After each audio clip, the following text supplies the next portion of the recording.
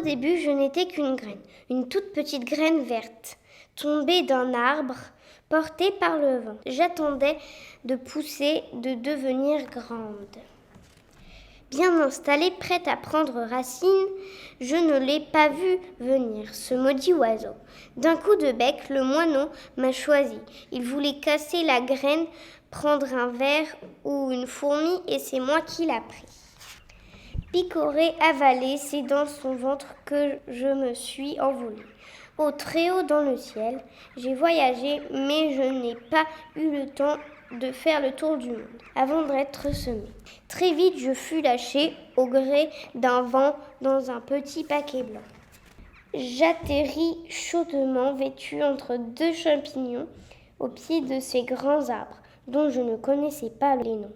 Un par un, ils se sont présentés, m'ont posé 1000 questions. J'étais apeurée, je ne savais pas qu'ils m'avaient déjà adoptée. Un peu de soleil, un peu de pluie, et en petite pousse verte, je suis sortie.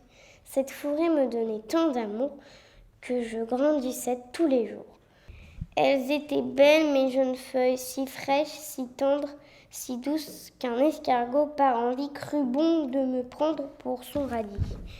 Il aurait dû savoir, pauvre bête, que lui aussi pouvait ouvrir des appétits. Il n'eut pas le temps de finir sa course qu'un ours l'avait englouti. Quelques douces années sont passées, des moments difficiles aussi comme ce jour où une tempête s'est levée.